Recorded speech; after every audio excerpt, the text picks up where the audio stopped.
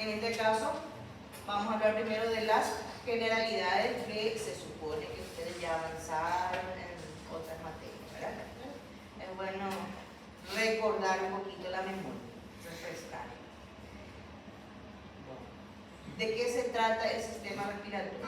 Es entonces el encargado de captar oxígeno y eliminar el dióxido de carbono procedente del metabolismo celular, lo cual está compuesto por las vías respiratorias, son estos, y los pulmones. Las vías respiratorias son la nariz, fosas nasales, faringe, laringe, tráquea, los bronquios, los bronquiolos y los pulmones. ¿Qué es la nariz? Protuberancia que forma parte del sistema respiratorio, es el órgano del olfato y la entrada del tracto respiratorio. ¿Dónde está situada? En el medio de la cara, debajo de la frente, encima del labio superior, entre las mejillas. Tiene forma de una pirámide triangular. Tiene dos caras. Tiene dos caras laterales y una cara posterior. Y tiene dos bordes laterales y un borde anterior.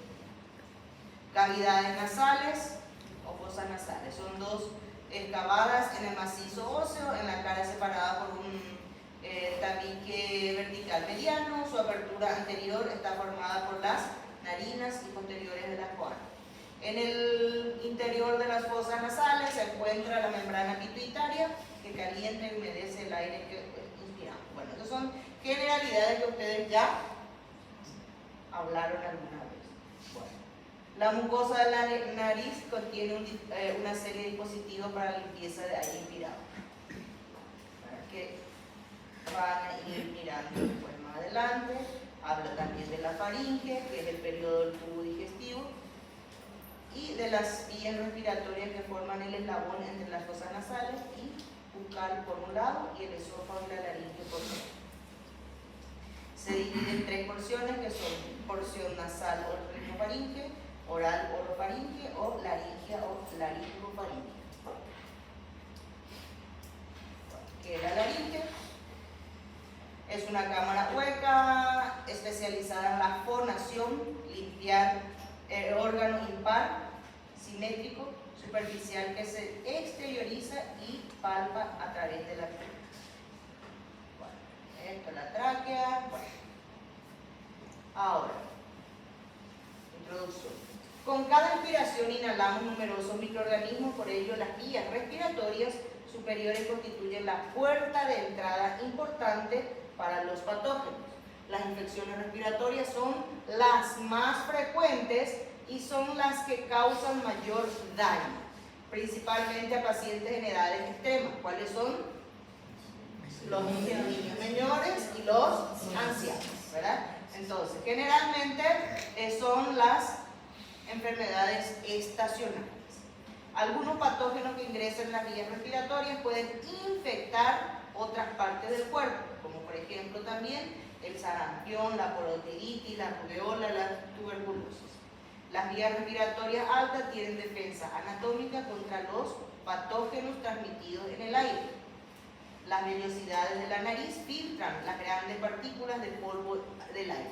Yo personalmente escuché un documental en donde habla que las vellosidades inclusive en los asmáticos tiene una función específica, ¿verdad? De filtrar los patógenos, ¿verdad?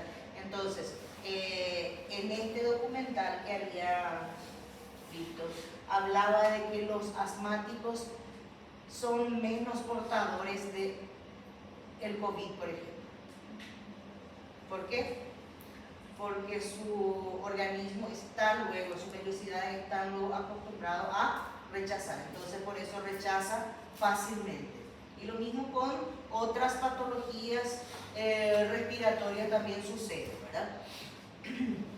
Y dense cuenta que los pacientes asmáticos que llegaron a tener COVID en épocas de pandemia, por ejemplo, fueron pacientes graves y casi siempre mal pronóstico. Pero pocos fueron los que llegaron a eso, porque ¿Por qué? Porque el organismo del asmático tiene un mecanismo de defensa diferente en cuanto al resto de las personas. ¿Sí? Yo, por ejemplo, soy asmática, nunca tuve COVID, ni influenza, ni ninguna de esas. Pero siempre estoy con mi tos obstructiva. A veces cuando hablo mucho me canso y tengo que parar un poco. Bueno, entonces la nariz está revestida por una mucosa que contiene numerosas células que segregan moco y posee cilios. La porción superior de la nariz contiene una membrana mucosa ciliada, que es justamente de la que les estaba hablando. El moco humedece el aire inhalado y atrapa el aire, atrapa el polvo y los microorganismos. Los cilios ayudan a eliminar las partículas acercándole a la boca para su eliminación. En la unión entre la nariz y la faringe hay masas de tejido linfoide, las amígdalas, que contribuyen a la inmunidad contra ciertas infecciones. La nariz y la faringe se conectan con los senos, el aparato nasolacrimal y el oído medio, por lo que las infecciones se diseminan en un lugar a otro. Bueno, entonces vamos a avanzar un poquito más. Estos son cómo actúan en el organismo, ¿sí? Su función normal. En las microbiotas de las vías respiratorias altas, en la orofaringe, ¿cuáles son los gérmenes que van a estar en este sector que abarca? La cavidad bucal, diente, lengua, paladar, faringe y saliva. ¿Cuáles son? Son los micrococcus, los Staphylococcus epidermidis, Streptococcus del grupo oral, Neisseria comensalis y los anaerobios o portadores, ¿sí? Los portadores son los grupos de personas que contienen ciertos gérmenes dentro de sus mucosidades que para esa persona no es patológico, es como un saprófito, pero sin embargo para otras personas sí podría producir patologías. En la zona retrofaringea y amigdalínea tenemos el Streptococcus, las Neisseria saprobias, Moraxella catarrhalis, Staphylococcus, difteroides, y también en menores proporciones están los Staphylococcus, Haemophilus y algunas levaduras, así como también las Enterococcus fecalis y Enterococcus del grupo C y del grupo G. En la nariz están los Staphylococcus epidermidis, Neisseria saprobia, Micrococcus, Staphylococcus aureus en portadores. ¿Cuáles son las áreas estériles? ¿Qué son las áreas estériles? En donde no se cultivan agentes patológicos. La laringe, la tráquea, los bronquios, bronquiolos, alveolos pulmonares, senos pulmonares y el oído medio. ¿Cuáles son las enfermedades microbianas de las vías respiratorias altas? Faringitis, laringitis, amigdalitis y sinusitis. Acá tenemos también la faringitis estreptocóxica. ¿Cuál es su germen? El Streptococcus del grupo A o Streptococcus pyogenes. La escarlatina, ¿cuál es su toxina? La toxina eritrogénica del Streptococcus pyogenes, ¿sí? Como son su lengua en forma de frambuesa, ¿verdad? Y las lesiones en piel. La difteria, su germen ocasional es el Corynebacterium diphtheriae. Vean cómo se forman las bandas que están detrás de la úvula. En la otitis, ¿cuáles son los gérmenes más frecuentes? El Streptococcus pneumoniae, Haemophilus influenza, Moraxella catarrhalis, Streptococcus pyogenes y Staphylococcus aureus. Bueno, después tenemos resfriado común, todos los cuadros virales. Y acá, en este algoritmo tenemos las enfermedades bacterianas y virales, las diferentes enfermedades, sus microorganismos, qué es lo que produce y el tratamiento que se recomienda. Entonces, la epiglotitis, ¿cuál es su germen? Haemophilus influenza. ¿Qué es lo que ocasiona? Inflamación de la epiglotis. ¿Y con qué se trata? Con antibióticos, que vamos a ir viendo más adelante cuáles. La faringitis estreptocócica, ¿cuál es su microorganismo? Streptococcus pyogenes. También, ¿qué es lo que ocasiona? Mucosas inflamadas de la faringe. ¿Y cómo se trata? Al ser estreptocócica, siempre tenemos que tratar con penicilina. ¿Sí? Después, tenemos la escarlatina, gérmenes que ocasiona el Streptococcus pyogenes, productora de la toxina eritrogénica. Es una exotoxina eritrogénica y se trata con penicilina o la antitoxina. La difteria, como ya vimos, se previene con la vacuna. La otitis media es la acumulación de pus en el oído y se trata con antibióticos de amplio espectro. Y el resfriado común es el que más le desespera a la gente. Pero ¿cuál es el tratamiento? Es sintomático, o sea que solamente vamos a tratar los síntomas correspondientes, ¿verdad? El diagnóstico microbiológico va a estar dirigido a la búsqueda de los problemas de los agentes bacteriológicos dependiendo de la correcta toma de muestras. ¿Sí?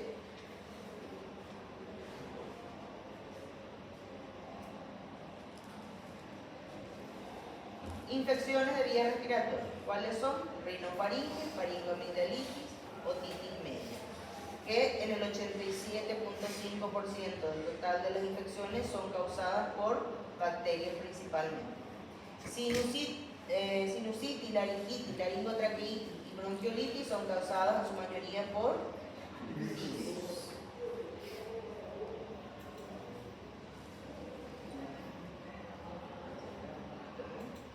Rinofaringitis es de origen viral, principalmente el principal ocasionante es el rinovirus. ¿Cuáles son sus características? Fiebre, rinorrea y tos.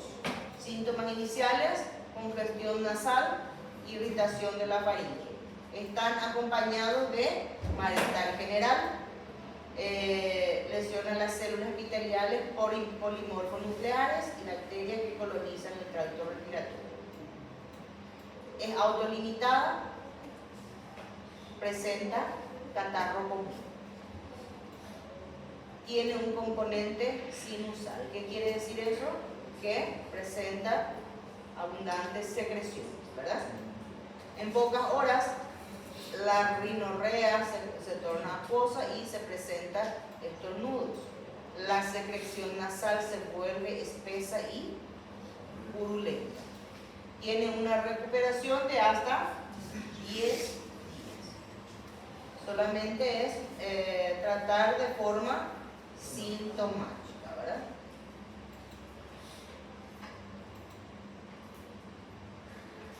Bueno, la rinofaringitis o faringoamigdalitis en un alto porcentaje es de etiología viral. En el 15% ocurre por Streptococcus beta-hemolítico del grupo A. Es más común entre 5 y 15 años. Es la segunda causa de consulta en vías respiratorias agudas. Se presenta un exudado blanquecino en las amígdalas. Presenta también adenopatías cervicales en este trayecto, tos, fiebre mayor de 38 grados centígrados. ¿Sí? El diagnóstico clínico es con sensibilidad de más de 75%. O sea que en el 75% de los casos nosotros hacemos el diagnóstico por clínica, sin necesidad de estudios laboratoriales. ¿Qué es lo que nos va a determinar? El tipo de secreción. Si es una secreción exudativa, ¿verdad? Una secreción purulenta, entonces consideramos que es bacteriana. Como vemos, solamente el 15% de este grupo es bacteriano, el resto es de tipo viral. ¿Sí? La rinorrea, tos húmeda, disfonía y conjuntivitis sugieren fuertemente un origen viral, especialmente cuando se presentan las vesículas.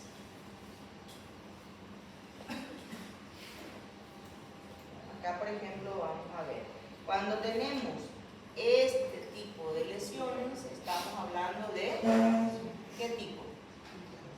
Es viral. Cuando vemos esto, siempre es viral. Ahora, cuando vemos allá, como ven en aquel sector cerca del cotonete, ven cómo se forman secreciones más purulentas, ¿verdad? Entonces eso, cuando ven, es más de predominio bacteriano. Entonces esta es la diferencia de la imagen que ustedes van a ver en los niños. ¿Está bien?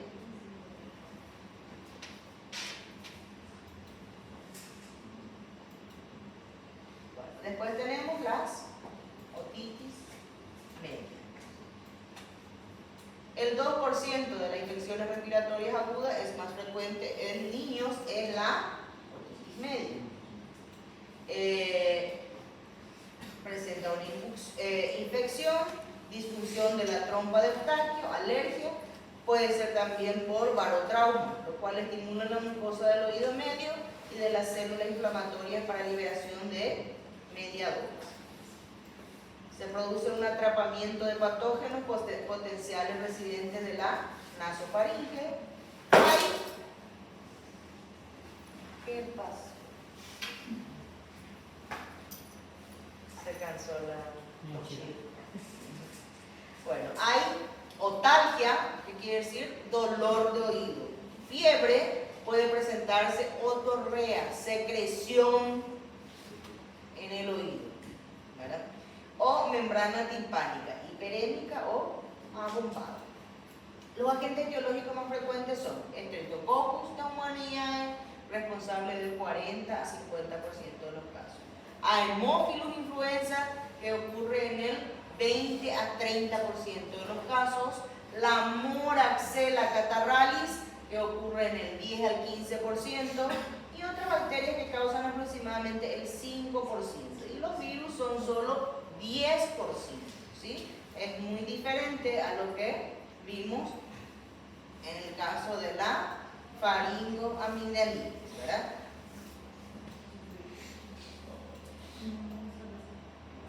Entonces acá vemos un tímpano abombado, ¿verdad? Y esto inclusive ya está perforado. Estoy mostrando acá en el video.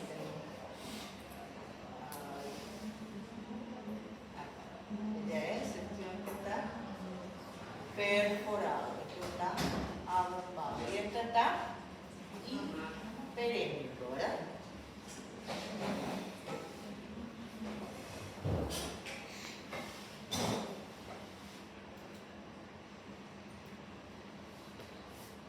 La sinusitis, bueno, ¿qué es? Es precedida por una infección respiratoria aguda viral con invasión bacteriana que es subsecuente a los senos por el Streptococcus pneumoniae, Haemophilus influenza o Moraxella catarrhalis. ¿Cuáles son los factores predisponentes que van a llevarnos a una sinusitis? Pueden ser las rinitis alérgicas vasomotoras o medicamentos medicamentosas, ¿verdad? O variaciones anatómicas. La bacteriana, en los mayores mayores, ¿qué es lo que produce? Signos y síntomas de rinofaringitis, tos o datos de infección de vía aérea respiratoria severa, fiebre, dolor facial o cefalea. ¿Dónde le duele al paciente con sinusitis?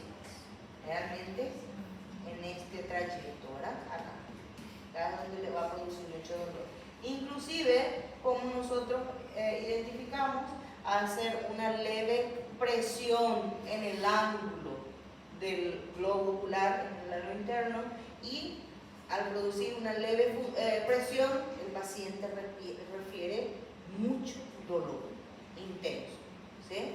Entonces, porque si no refiere dolor, entonces no hay problema, pero si refiere un dolor muy intenso a la presión, entonces estamos sospechando de una sinusitis, ¿sí?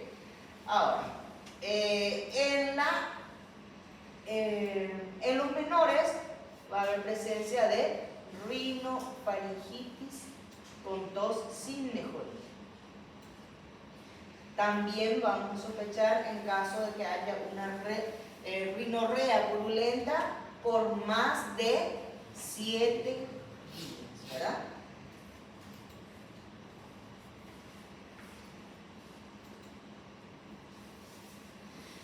Laringotraqueitis o bronquitis.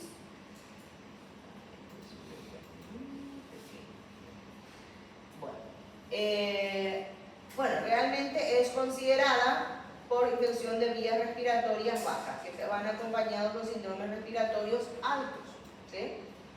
Va a haber presencia de ronquera, laringitis, tos, dolor retrosinusal y traqueitis. Es de etiología viral en ausencia de infecciones respiratorias agudas. Por ejemplo, influenza, parainfluenza, rinovirus o adenovirus. Tiene una tos productiva sin más datos específicos. De etiología viral asociado a un virus de la parainfluenza, sincitial respiratorio o influenza.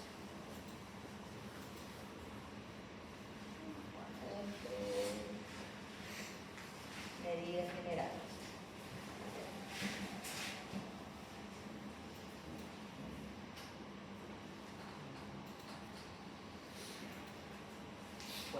La terapéutica de infecciones sin infección respiratoria en niños menores de 5 años.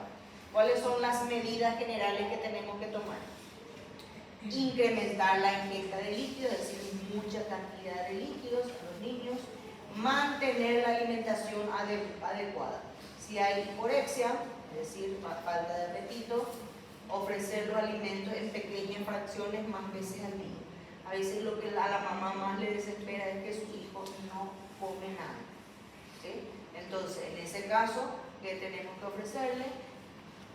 Pequeñas porciones. Si comía, si se alimentaba cada 3 horas, entonces ahora le indicamos cada 2 o cada 1 hora y media.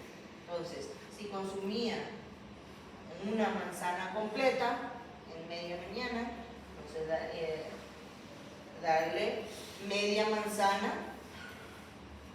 en este tiempo y media manzana en menos corto de tiempo. Entonces, el niño constantemente se está cubriendo sus necesidades, pero en menor cantidad, ¿verdad?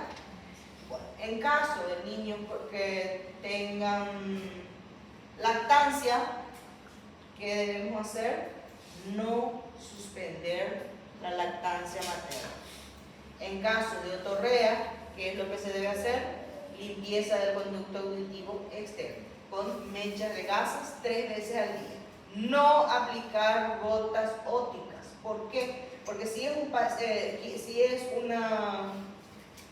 tímpano que ya está sensibilizado, que ya está frágil, ¿qué va a pasar si nosotros le colocamos, ya está ya luego humedecido, frágil, y le colocamos más una gota encima?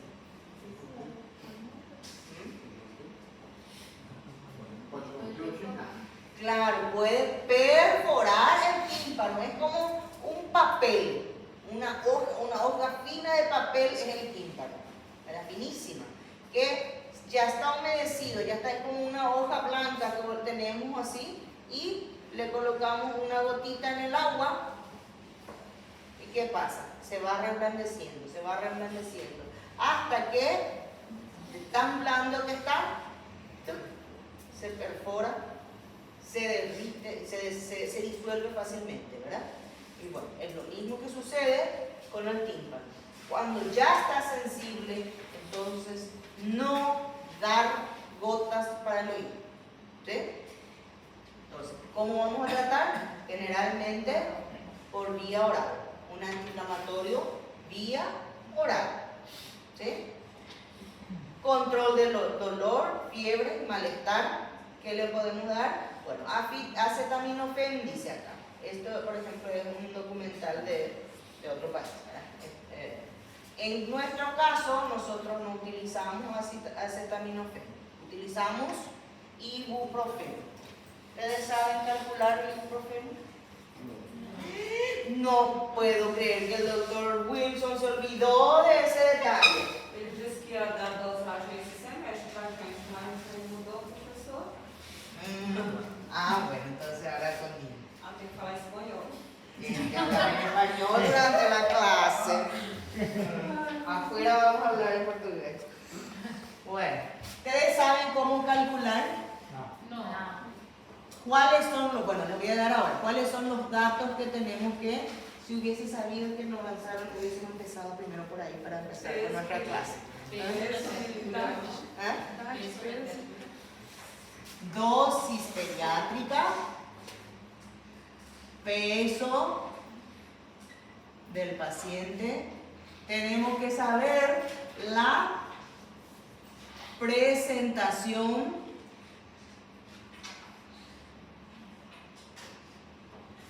y la concentración. ¿Ok?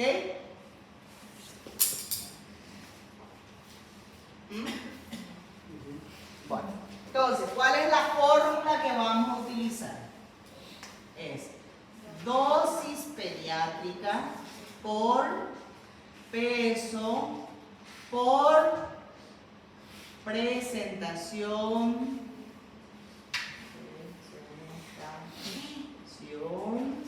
en ml sobre concentración en miligramos. Entonces, de cada medicamento, esto ustedes nunca más en su vida se tienen que olvidar, porque esto les va a servir para toda su vida profesional. Si van a trabajar de médicos generales, que es lo que más aparece en los hospitales, en los puestos de salud, niños. Entonces, no se van a librar de atender niños. Entonces, ustedes tienen que saber cómo dosificar. ¿Sí? Para eso, esto ustedes necesitan saber acá. Los medicamentos a veces, no tengo ninguna muestra por acá. Bueno, cada medicamento trae el nombre comercial y abajito siempre está el nombre genérico con su presentación. Entonces, ¿qué es lo que ustedes tienen que aprender? El genérico, ¿verdad? Nombre comercial se va con los años, uno ya se va conociendo, pero el genérico tienen que saber su presentación. Bueno, en los comprimidos es más fácil porque ya tiene fácilmente ahí abajo, dice luego de cuántos miligramos es. Pero en los jarabes, las suspensiones, nosotros tenemos que tener la concentración y la presentación de datos. ¿Ok? Bueno, entonces, vamos a poner acá el ibuprofeno. Tenemos que viene de 200 miligramos por cada 5 ml. Es decir, en cada ml es que le colocamos en una jeringa o en el vasito que viene en el dosificador, vamos a encontrar una concentración de 200 miligramos del medicamento. ¿Sí? Bueno. La dosis pediátrica de nuestro medicamento es 10 miligramos kilo peso dosis. Bueno, y vamos a hacer el cálculo. ¿Qué es lo que tenemos todo acá? ¿Qué es lo que nos falta? El peso del paciente. ¿Qué vamos a hacer? El peso de un paciente de 1 año que tiene 9,8 kilogramos. 9 kilos y 800 gramos. ¿Verdad? Bueno, entonces, vamos a hacer esta forma. Esto luego vamos a tener que, todo el semestre vamos a hacer. De cada uno de los medicamentos vamos a ir haciendo esto. Así es que tienen que aprender. ¿Sí? En la práctica con más razón, porque van a tener con la doctora Adela. A ella le encanta ese tipo de cálculos. Bueno, entonces, vamos a hacer el esquema de nuestro paciente. ¿Qué escribimos acá? Dosis pediátrica 10. Pero Selani ya sabe. Por 9,8. ¿De dónde salió esto? El peso. Por ¿ah? ¿De dónde salió el 5? A ver si los otros entendieron. Bien. Muy bien. Del ml, que es 5. Y dividido abajo es 200. Bueno, ahora un dato, entonces eso es miligramos, 200 miligramos. Un dato importante para ustedes, cuando yo digo por 5, es por 5, no es por 5. ¿Ah? Como é que é? Vezes 5, não dividido por Es 5. por 5. Porque para nosotros, para ustedes, cuando digo hacerme tanto por 5 y me hacen dividir. Y no es. En español es por 5 o por 2 es X veces. ¿Ok? Entonces, antes que se me complique todo en sus mentes. ¿Ok? Entonces, es al revés de lo que ustedes dicen. Ay, borrador. No quadro de Ah, acá está. Bueno, perdón. Bueno, acá tenemos ya nuestros valores. De esto tenemos que 2,45 ml. Entonces, ahora, nuestra indicación, ¿cómo va a ser?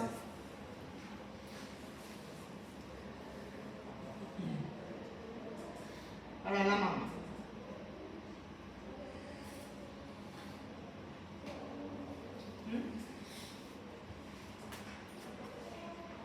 Tomar.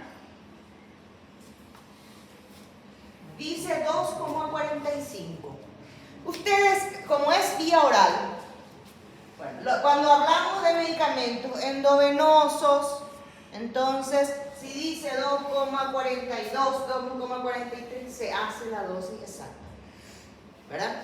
Pero cuando hablamos de jarabe vía oral, es decir, la madre es la que le va a dar, ¿sí? Entonces, ¿ustedes creen que la madre va a saber dosificar 2,45 siendo que ella solamente conoce la cuchara y la cucharita? No, ¿verdad? Entonces, tenemos que darle un valor que la mamá va a poder hacer. ¿Cómo dosificamos en pediatría? De 0,5 en 0,5. Es decir, 0,5, 1, 2,5, 2, así, ¿verdad? 2,5. Entonces, así es como vamos a ir redondeando. En este caso, le tenemos que hacer el inmediato más cercano. ¿Dónde vamos a mandarle? 2,5, el inmediato más cercano. Entonces, este paciente, ¿cómo va a tomar? Entonces, vamos a parar esta clase y vamos a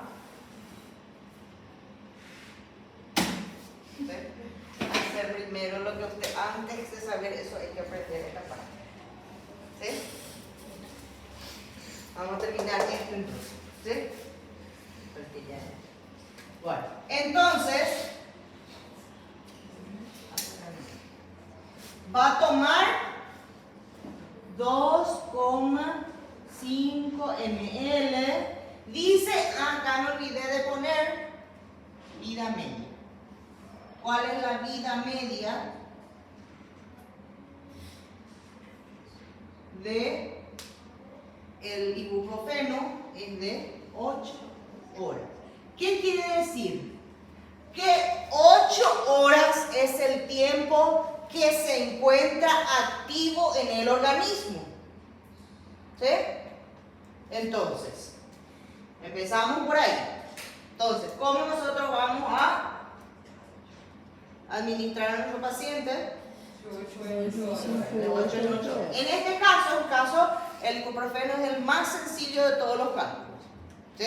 Entonces, acá en directo, el valor que nos sale acá es, digamos, redondeado, vamos a darle 2,5 cada 8 horas. Como es un proceso inflamatorio, ¿cuál es el tiempo? Es de 3 hasta 5 días más o menos, ¿sí? Es de tiempo de administración. ¿Sí? Bueno, entonces, acá, en este caso nos da el valor que nosotros le vamos a administrar a nuestro pacientito. De 1 año con 9 kilos y 800 gramos. ¿Sí? Entonces, todos los valores nosotros tenemos que tener para poder hacer correctamente. Ahora, vamos a hablar de otro medicamento, ¿sí? Que también es similar. Vamos a hablar de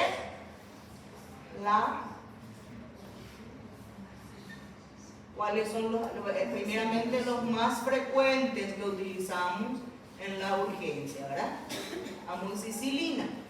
¿Cuáles son las presentaciones de la amoxicilina? Porque la amoxicilina tiene muchas presentaciones. Depende mucho del laboratorio. ¿Sí? Acá, en Paraguay, los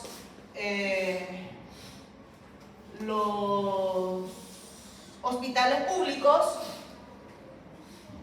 tienen de 500 miligramos por cada 5 ml. Entonces, ese es el primer cálculo que vamos a aprender. Aparte de eso, existen otras presentaciones. En el Brasil y acá inclusive existe todavía la de 250 miligramos por cada 5 ml.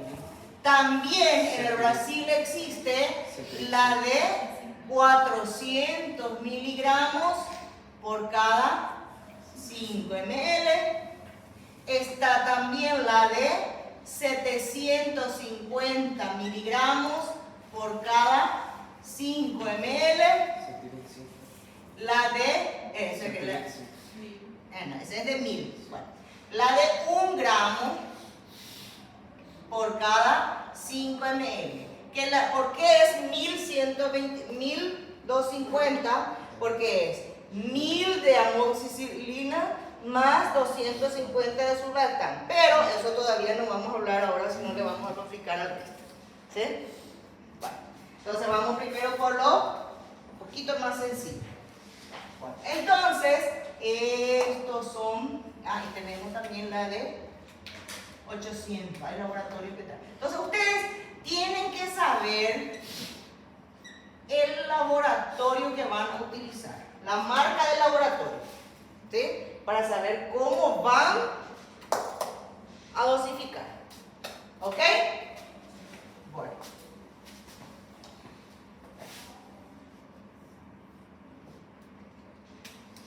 Tenemos hasta acá entonces las diferentes formas. Ahora, ¿qué tenemos que tener? La dosis pediátrica es de 50 a 100 miligramos kilo peso día. La presentación ya tenemos acá. ¿Y qué nos falta? Vida media. Su vida media es de 8 horas. ¿Ok? Bueno. Y el peso del paciente vamos a mantener esto, para que no sea fácil. ¿Qué tenemos que hacer? Acá no es como este. Este, por ejemplo, nos da un valor, acá, un valor exacto. Dice 10 miligramos kilo peso dosis. Acá se diferencia porque tiene de 50 hasta 100 miligramos kilo peso día. ¿Sí? ¿Qué quiere decir eso? Que desde 50 hasta 100 es lo mínimo y 100 es lo máximo que nosotros podemos indicarle a nuestro paciente. ¿Sí? Y tener en cuenta siempre las 8 horas. Entonces, vamos a hablar de lo que es la dosis mínima administrable y la dosis máxima administrable. En el Brasil yo sé que utilizan más a 50 miligramos kilo peso. ¿Sí? Acá en Paraguay nosotros utilizamos a 100 miligramos kilo peso día. ¿Por qué? Porque en Paraguay, en el Brasil por ejemplo, realmente se respeta más. Porque me dijeron que también hay zonas que igual, ¿verdad? Que se respeta el tema que las farmacias solamente se entregan medicamentos con receta.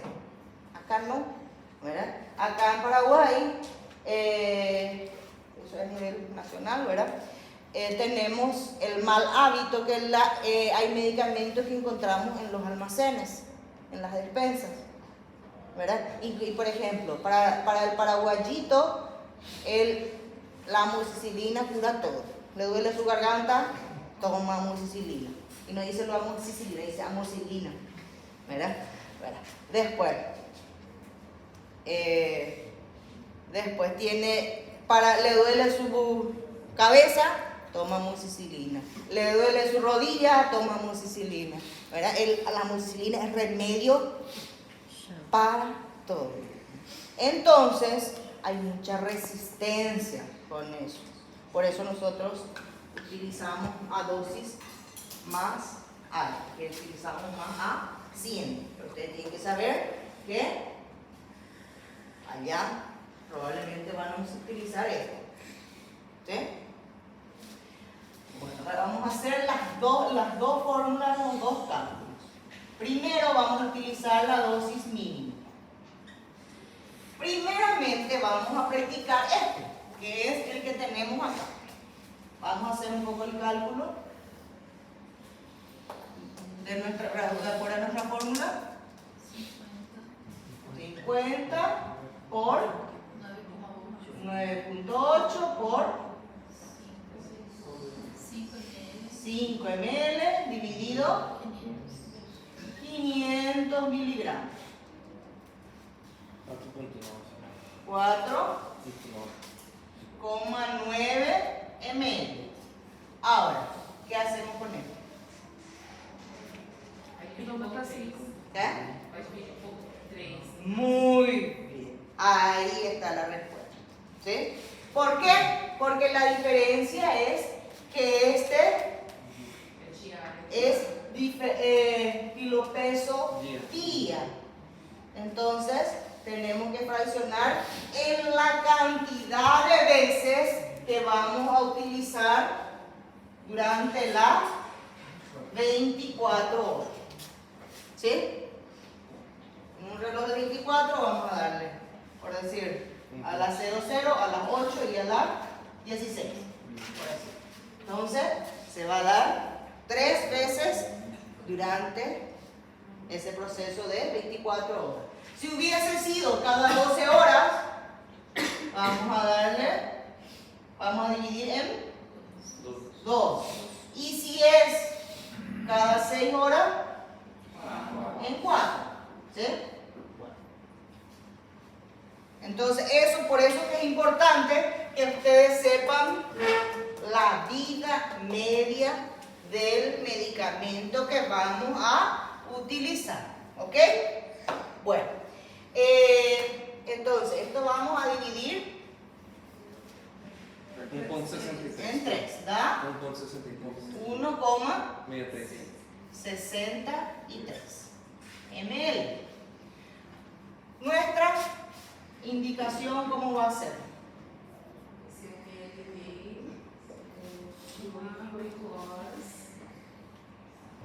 É isso que eu fiquei esperando, porque seria por abaixo ou por arriba? Bueno, ahí a eso quiero llegar.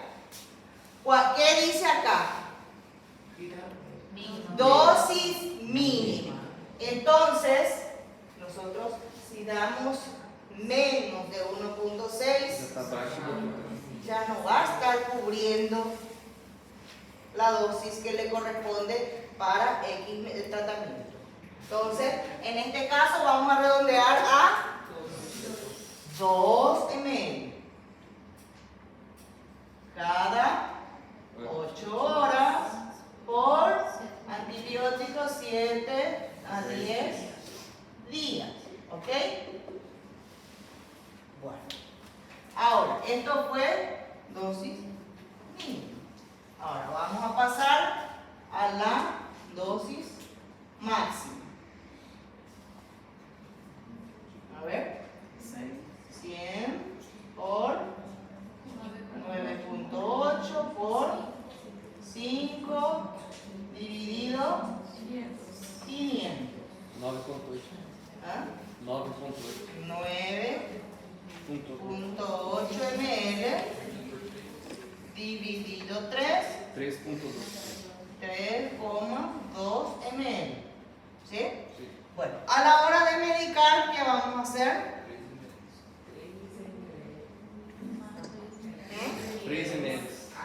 ¿Por qué era 3 ml? Porque aí é o máximo, não posso subir.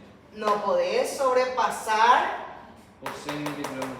100 miligramos. Entonces, en este caso, vamos a darle 3 ml cada 8 horas por 7 a 10 días. Eso, evidentemente, que a la hora de dar medicamentos tenemos que ser específicos. Si vamos a hablar de una faringoamigdalitis, no le vamos a poner 7 a 10 días al paciente.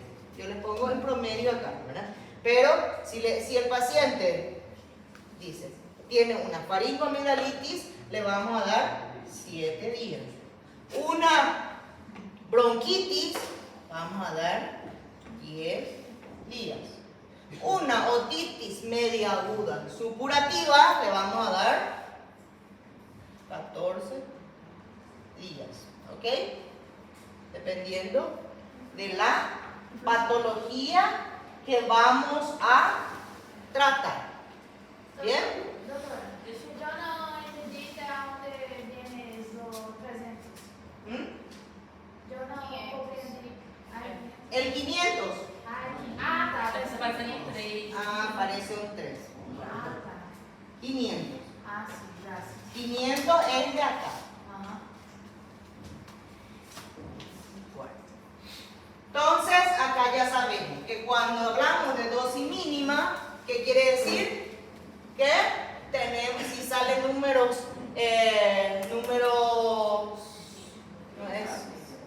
quebrados, tenemos que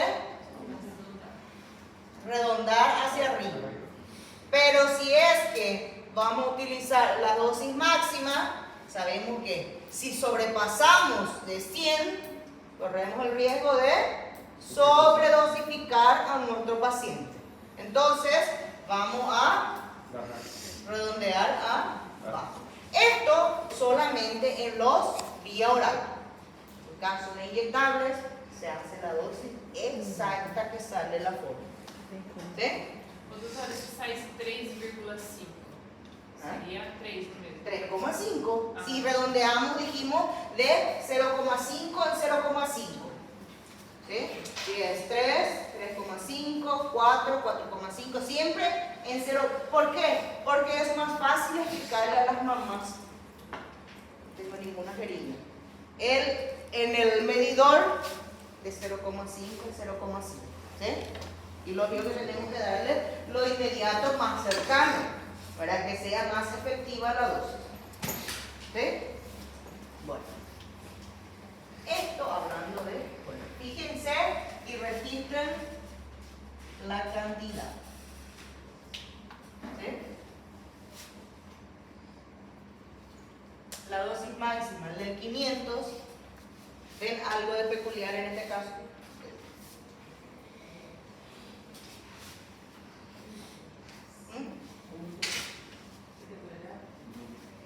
Algo peculiar en este caso. Claro. En el caso del de 500 miligramos en 5 ml, cuando hablamos de la dosis máxima, siempre, ese es un dato extra que les voy a dar para que facilitarlo un poco. Siempre va a salir el peso del paciente. Se for dose máxima. ¿Ah? Se for na Sí, dose pues, si máxima. calcular la dosis máxima. Si el paciente tiene 19 kilos, haciendo todo esto, siempre va a salir. ¿Por qué? Porque por la regla de 3. ¿Sí? Entonces, acá simplificamos esto con esto, sobra 5. Y acá simplificamos este con esto y queda el valor de matemáticas. Doutora, 7 dias normalmente faringite e 10 dias o quê? Una bronquitis, bronconeumonía, por ejemplo, a 10 días, y una otitis media vamos a utilizar 14 días. ¿Sí? Porque abaixo de 3, tipo 3,3, aumenta. Aí 3,2 abaixa.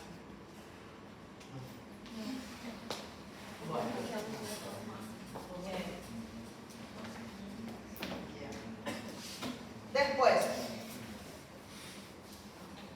quiero hacerle este. Pero ¿quién pasa al frente? ¿Quién se anima?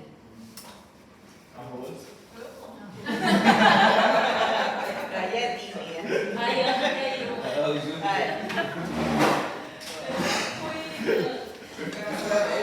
eu vou te dar médica. Vai passar a calculadora para fazer as cálculos. Claro, calculadora siempre, en pediatría siempre tienen que tener calculadora. El día del examen, eso sí. El día del examen pueden traer calculadora, pero no celular. El de 250 quiero que me hagas el mismo peso.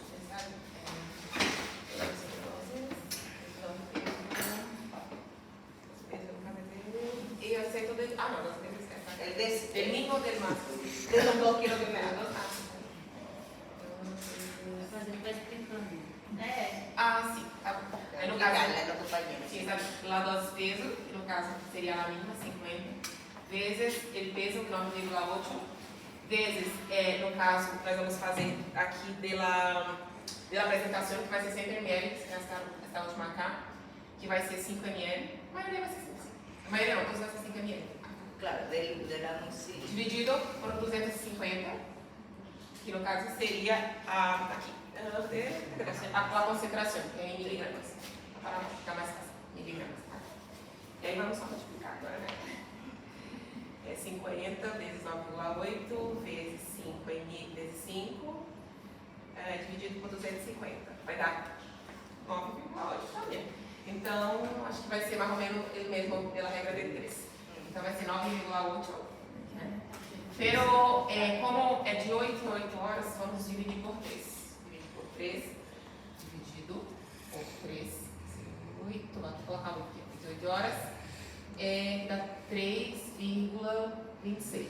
E aí, no caso, como a gente está fazendo da dose mínima, então vamos fazer para baixo. Então vai ser, no caso, seria Acima. Não, é para cima, sim. É o contrário, é para cima. 3,5. Porque se a gente faz por abaixo, vai ficar a dose mínima. Então a indicação seria 3,5 ml de 8 em 8 Cada 8 Cada ocho horas. cada 8 horas. Porque vos le decís de 8 en 8 el paraguayo no va a saber. Así, Va a darle las 8 de la mañana y las 8 de la noche. de 10 dias, que vai depender. Tá como se explica bem. Igual a E agora vamos fazer a outra parte agora, a Sim. dose, que é a dose mínima. Sí. Aí a dose máxima,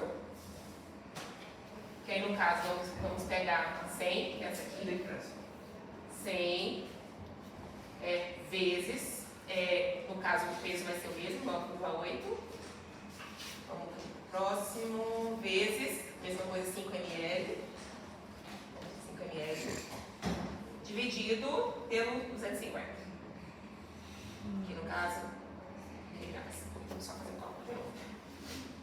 100 vezes 9,8 vezes 5 dividido por 250. Isso vai ser 19,6. E a mesma coisa que a gente vai fazer aqui, dividir por 3, que no caso vai ser a cada 8 horas, né? Então 36 vezes 4, então dividir por 3, 6,53. Então vai ficar 6 ml. Eu acho que esse cálculo está muito assim, mas... Bueno, entonces eso es lo que, a eso quiero llegar. Então, vamos lá. Então, cadê aqui a indicação? Vai ser 6,5, que seria a barra, porque 6 ml a cada 8 horas de 7, 10 dias. Bien. Bueno, se dieron cuenta de algo que ya alguien dijo. Mucha cantidad. Entonces, por eso es importante que ustedes sepan la concentración del medicamento. Escúchense. ¿Por qué? Porque resulta ser que ustedes tienen acá, no se olviden que tenemos un paciente de 1 año con 9 kilos, 9,8. Los que tienen hijos, sobrinos o lo que sea, saben lo difícil que es dar medicamento a una criatura. Hay algunos que escupen, otros vomitan, otros gritan, escándalos, ¿verdad? Entonces es muy difícil. Entonces nosotros tenemos que tratar de darle menores concentraciones para que ese niño,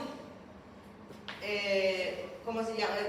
Toma y consuma todo el medicamento para que tome la concentración correcta. Entonces, a un niño de 1 año es más fácil darle menos cantidad. Imagínense una jeringa acá, 6 ml de este tamaño así. Va a ser imposible hacerlo tomar. ¿Verdad? Vomita todo. En este caso, inclusive es mejor la de 1 gramo. Porque va a tomar menos cantidad, va a tomar la misma concentración, pero menos cantidad. ¿Sí? Entonces, siempre en los privados, digamos, optamos por darle dosis de 1 gramo. Y no por eso hay mamás que piensan, no, doctora, el de 1 gramo luego me indicó la doctora. Pasó mucho ya.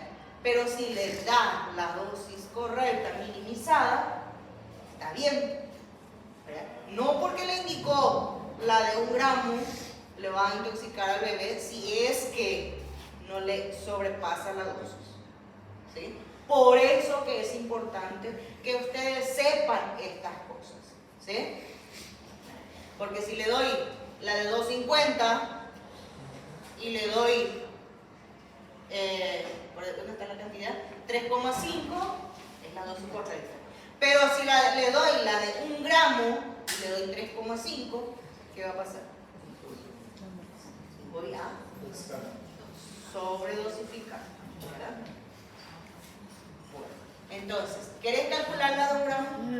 ¿O alguien que se anime a venir acá? Ya quiero que se anime. ¿Quién quiere?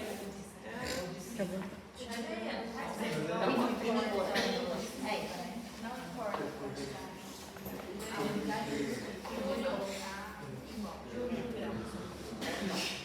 Vamos começar pela dose. Ahí, vale. 12,5. No caso, assim. Por quê? Vamos a ver primero la 12,5.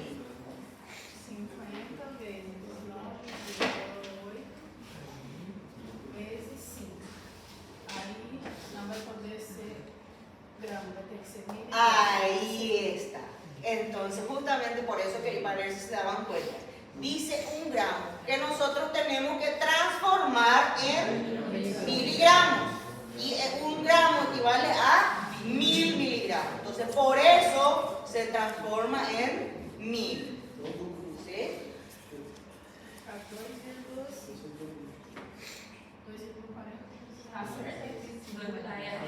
2,40.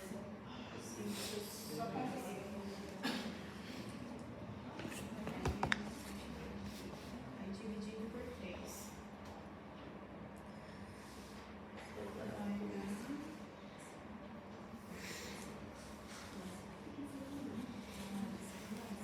Claro. Então, indicação.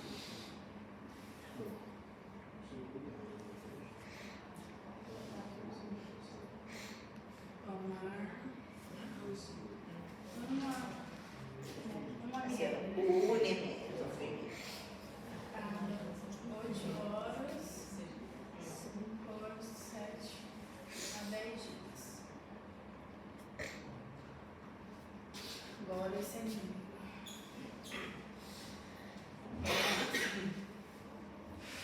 100 vezes 9,8 vezes 5 por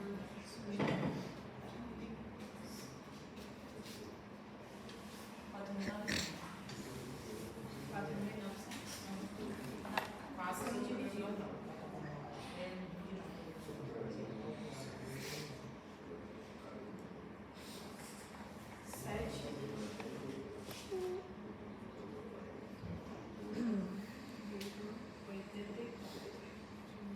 Tá certo?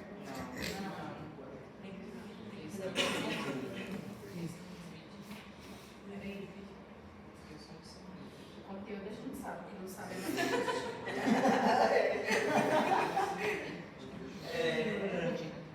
No, por eso solo con la práctica también se va.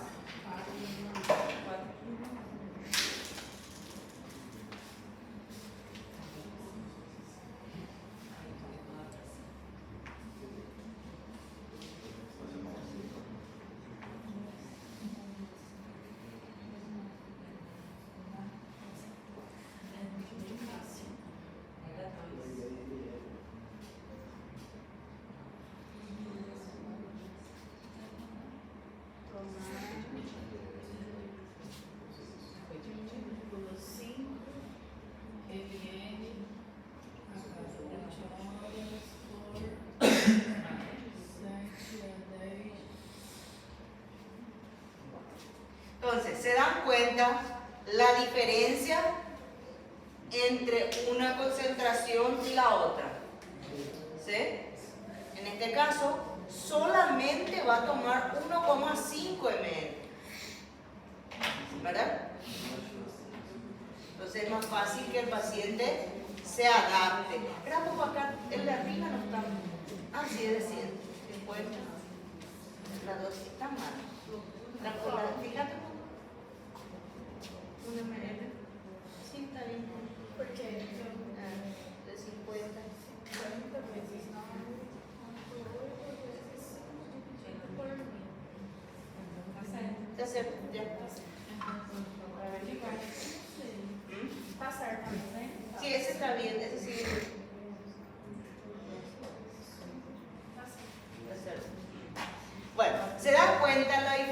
diferencia, ¿verdad?, entre una concentración y otra. ¿Sí? En el mismo medicamento, la misma presentación y todo eso, pero en la concentración es donde varía. Entonces, ustedes, si es, le van a indicar en su clínica privada o lo que sea, entonces es mejor utilizar dosis, concentraciones mayores, ¿verdad? Entonces, ¿para qué? Para que el paciente pueda aprovechar mejor esa medicación, porque cuando más cantidad es, menos va a querer tomar, más va a desechar, vomitar. Hay algunos que no tienen problemas, pero para los que sí tienen problemas de tomar medicamento es dificultoso, ¿verdad? Es un drama, a veces se torna un drama familiar inclusive, ¿sí? ¿Verdad? Hay mamás que vienen, ¿verdad?, que te dicen, doctora, dale, aplicarle un mañazo inyectable porque mi hijo no quiere luego tomar remedio y entonces va a vomitar todo nomás luego. Dale un mañazo inyectable. Pobre criatura. ¿Verdad? Y les cuento que eso sucede. ¿Verdad? Dice, pobrecita ella. Yo le miro a la criatura, ya, pavor a lo blanco, al hospital viene, ¿verdad? Y después cuesta sacarle ese miedo. Y nosotros en pediatría tenemos que pensar también en eso, ¿verdad? ¿Cómo nosotros vamos a llegar a nuestro paciente? ¿Sí? ¿Verdad? Qué sé yo, todo es buscarle una forma de acercarnos a ellos. Jugar un poquito con ellos, acercarse, hablar, qué sé yo. Es la forma que vamos a lograr también que ellos se adapten a nosotros, que ellos se dejen examinar. Porque la parte más difícil es eso. Y asociado a los padres que ya son luego nerviosos, que son tensos, que son desesperantes, angustiantes, ¿verdad? Entonces cuesta un poco. Entonces siempre uno tiene que buscar la docilidad en todo eso. ¿Sí? Y entonces, una de las formas de hacer eso es minimizando la tensión. ¿Cómo? Dando dosis menores para que pueda llegar mejor, ¿verdad? Después, ¿bien claro hasta acá? Sí. ¿Qué pasó?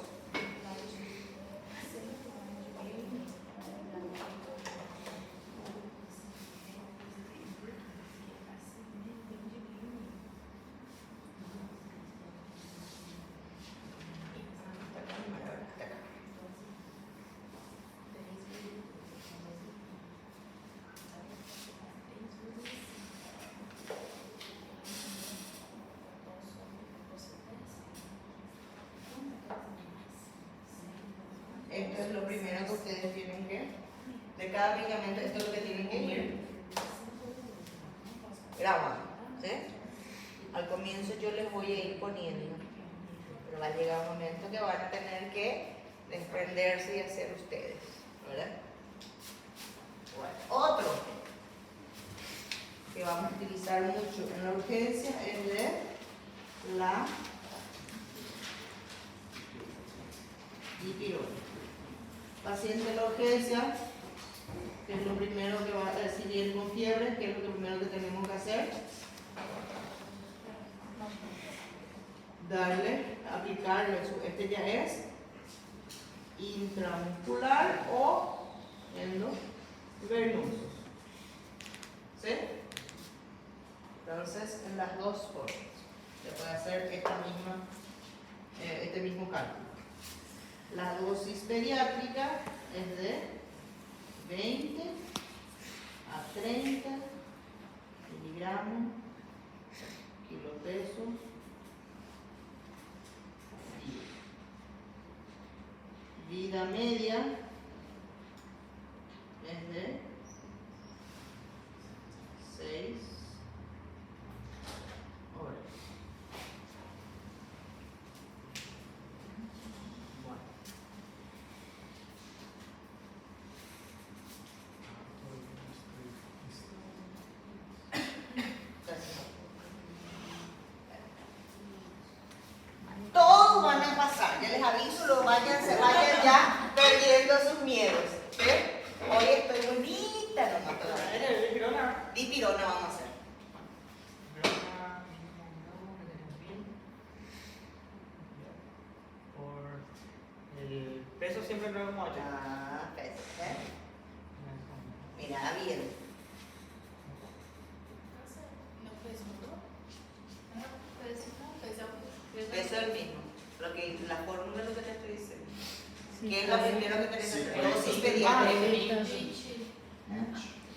mediana. É 20.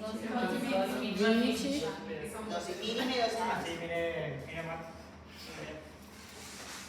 20 por 8 por 2. voy a usar el de 2, el de 2, De 2 ml. Este es en ampollas. Entonces viene en 1 gramo en cada 2 ml. Dividido por 1 gramo, que vai ser 100 1 gramo que vas a transformar en miligramos.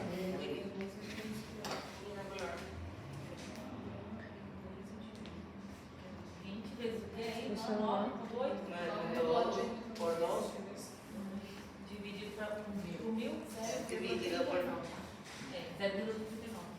¿Cuánto? 0,39. 39. Sim. 0,39. Y ahí en este caso usted. 392 deu, né? Quando sai assim, coloca como? ahí tengo que ver la dosis mínima hacia dónde va. Entonces va a ser medio ml. No, en este caso no, porque estamos hablando de inyectar. ¿Verdad? Injetável dá para fazer 0,3 a 5. 39, entonces puedes hacerle 0,4. 0,4. Sí, 0,39 pues. Excepto 0,39. Entonces, al administrarlo le vas a administrar 0,4 ml intramuscular, ¿verdad? Talvez não é renove. Kilo peso, espera, ese dice mal. Hablando mucho, tiene dosis. Essa não é Esse é Ah, no. Entonces era este es día. Y por eso hablando de dosis.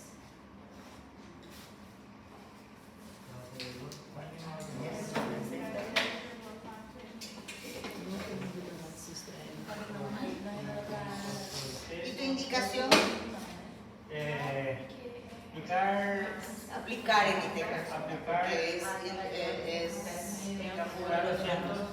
No, 0,4 ml intramuscular. Aplicar 0,4 ml intramuscular. Y este, por ejemplo, que dice 6 horas, cada 6 horas se le va a Cada poner. 6 horas se le puede hacer si es que es un paciente que está internado. Ah, Pero si es un paciente que viene por la urgencias, vino solamente está con 39 grados de fiebre y que si es un menor de 5 años, ¿cuál es el riesgo del niño menor de 5 años? Aunque no quede internado. Puede convulsionar. Hasta los 5 años puede convulsionar el niño. ¿Sí? Entonces, niño con 39 para arriba, o le bañamos o le aplicamos directamente su dipirona. ¿Sí? Ojo, y preguntar siempre si no es alérgico a la dipirona.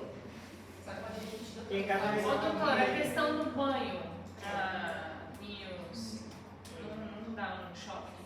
Si es que le hacemos con agua fría, sí, Água morna. puede producir un shock. El baño debe ser con agua tibia, ¿sí? Porque si nosotros, ¿qué es lo que hacemos cuando tenemos tenemos fiebre muy alta de 39? ¿Qué produce en el cuerpo? ¿Cómo reacciona? Hay taquicardia, el cuerpo está muy caliente y las manos y los pies, ¿cómo están? Fríos, helados. Y si nosotros le ponemos agua fría, ¿qué va a hacer? Va a condensar más y va a bajar la fiebre, pero antes de bajar va a subir más. Va a ser así, ¿verdad? Entonces, ahí es otro riesgo. Entonces, nunca hacerle con agua fría. ¿Sí? Ninhos com 39 aparecem são maiores ou menores que a gente vai fazer com o banho? Eu não compreendi.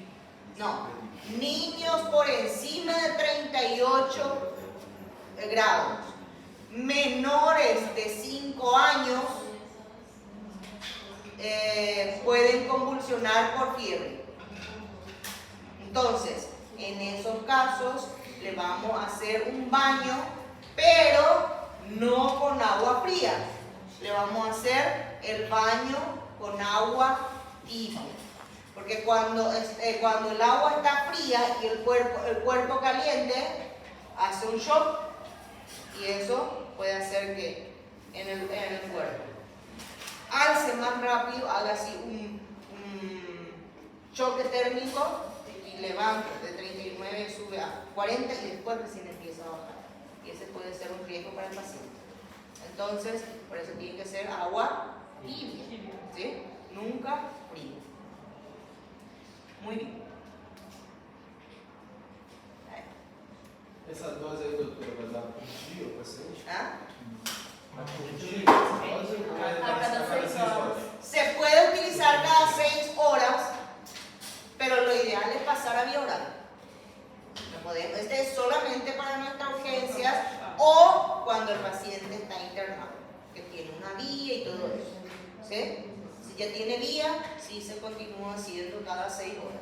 Pero tenemos que saber por qué yo pongo la vida media del paciente.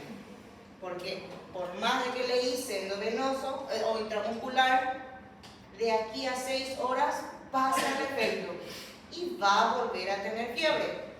Bueno, para cuando eso, si es que el paciente está estable, si el paciente no necesita de internación, entonces yo puedo continuar con vía oral, con la dipirona misma, pero vía oral, o puedo pasar a algún otro tipo antiinflamatorio dependiendo de la patología de nuestro paciente. ¿Ok? Nesse caso aí, doutora, ele só veio uma ambulatório, eu dou uma intramuscular, mando pra casa, mas eu mando via oral já pra cá. Mandar vía oral.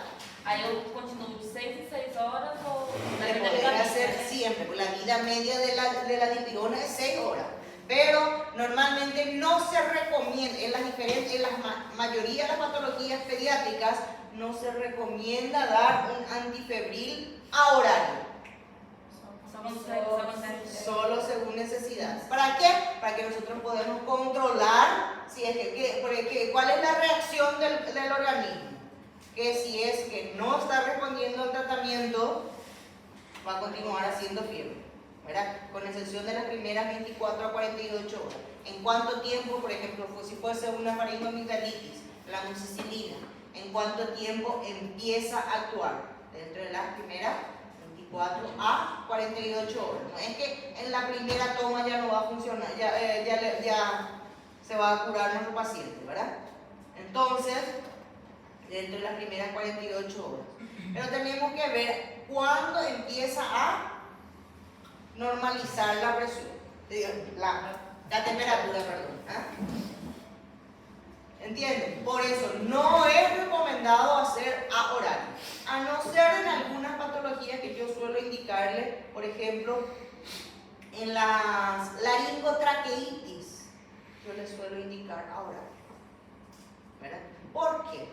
Porque ese pobre niño es un cuadro viral, sabiendo. Su fiebre siempre va por encima de 38 grados y son reglados. Y esa criatura apenas ya está respirando. ¿Por qué? Por el esfuerzo. Ese niño, como es una laringotraqueitis, ¿qué puede hacer cuando justamente la patología que estábamos viendo en el medio? ¿Qué pasa en la laringotraqueitis? Cuando se edematiza la mucosa, ¿qué pasa? Claro, ¿por qué? Porque se produce un edema de glotis, ¿verdad? Entonces, al producirse el edema de glotis, ¿qué va a pasar? El niño puede dejar de respirar. Entonces, por esa razón yo le suelo, ¿y cómo se edematiza? Por el llanto excesivo, se va a edematiza esa glándula, o por alguna estimulación de otro tipo, ¿verdad? Pero con un niño que ya tiene la garganta inflamada, tiene la tos perruna, entonces fácilmente, como ya está sensible su organismo, fácilmente va a haber constricción, ¿sí? Entonces, Puede pasar eso. Entonces, si es que el niño llora, ¿por qué va a llorar? ¿Por el dolor o por la taquicardia de la fiebre? ¿Sí? Entonces, en esos casos, yo suelo indicarle su dipirona a oral, para que el niño se irrite lo menos posible. Cuando más llora, más se dematiza la glucosa. A mí ya me tocó una vez un paciente que convulsionó, que tuvo un edema de glotis delante del niño porque lloraba mucho. Estaba con fiebre. El susto que me dio. Cuando empezó mi carrera hace algunos años. Ahí ya yo creo que ele digo, no caso de intramuscular, não, as artículas sim, correndo, sempre ele mais próximo, né? Sí, en este caso, el más próximo, 0, Y el otro 0,4 mismo, né? sí, 0,4. Redondeamos un poquitito, pero en el inmediato más cercano nomás, no a 0,5, 0,5. ¿Por qué? Porque en este caso es o inyectable o inyectable, pero es intramuscular o intravenoso, ¿verdad? Bueno. ¿Quieren pausita o continuamos?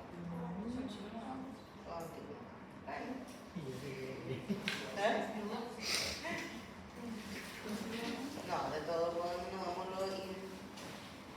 De toda maneira, não vai No vamos a ir tan temprano. ser. Y ahora los niños